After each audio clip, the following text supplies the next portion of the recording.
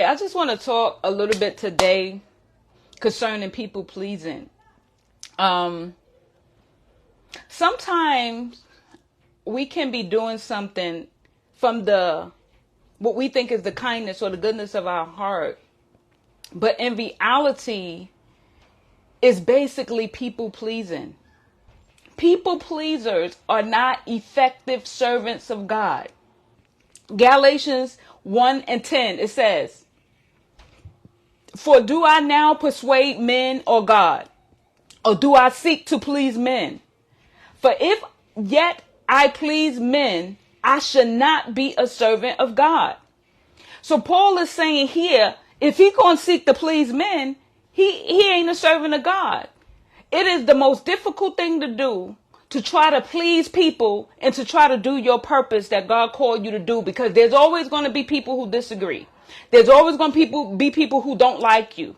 There's always going to be people who want to give their opinion of you. And most of them don't even know you.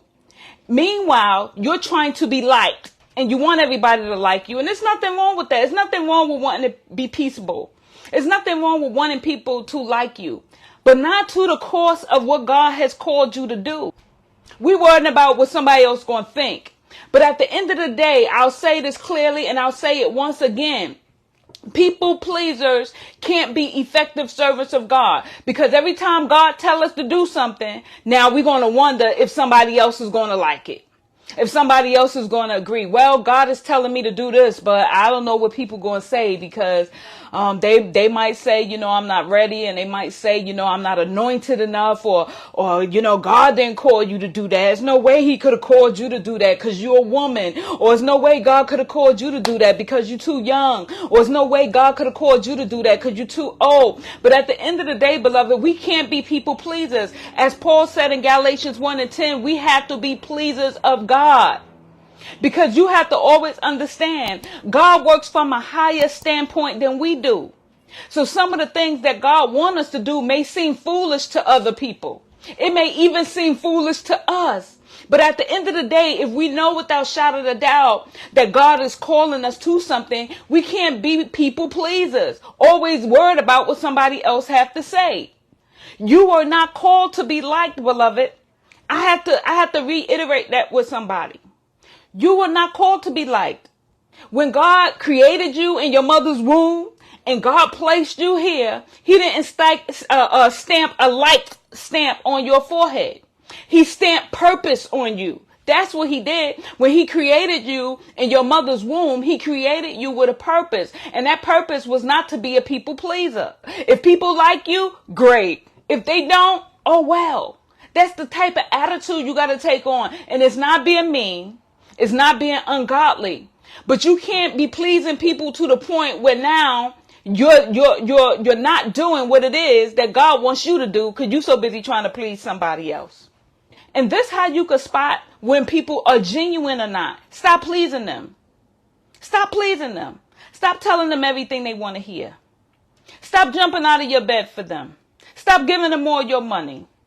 Stop giving them flattering words all the time. And see how they treat you. Stop being a people pleaser and see how they treat you. At the end of the day, you're not hurting anyone but yourself. Because guess what? Users are going to be users. Abusers are going to be abusers are going to be abusers. But if you keep on putting yourself out there, people will continue to do what they need to do to get to where they need to go. Let me tell you something else. When you're people pleasing, 1 minute people will like you. The next minute they won't. The minute you go against the grain or you say something different than what you were always saying, now you become the villain. Now you become the enemy. But like Paul said in Galatians, so now are we enemies because I tell you the truth? Come on, somebody. You ever felt that way? You ever was around a group of people or around a person and y'all all good and everything good? And like Paul said, they'll pluck their eye out for you. But then the moment you start to tell them the truth, the moment you start to call them out on things, now you become the enemy. Like Paul said, am I therefore become your enemy because I tell you the truth? So we have to stop people pleasing, because 1 minute people going to like you and the next minute the knife going to be in your back. One minute they're going to be supporting you, and the next minute the knife going to be in your back. So why not just do what God say do and stop being a people pleaser? I know it may sound difficult for some of us because some of us may genuinely want to make people happy. I'm that type of person. I love people to be happy. I love to make people smile. I love surprising people and buying people certain things. But then I had to sit back and I had to think about it. Like, am I being a people pleaser? Like, am I just thinking about the happiness of others and not the happiness of myself? Am I doing what is pleasing people and not genuinely what God called me to do? Am I dumbing down myself because I don't want nobody else to think I'm better than them? Come on, somebody.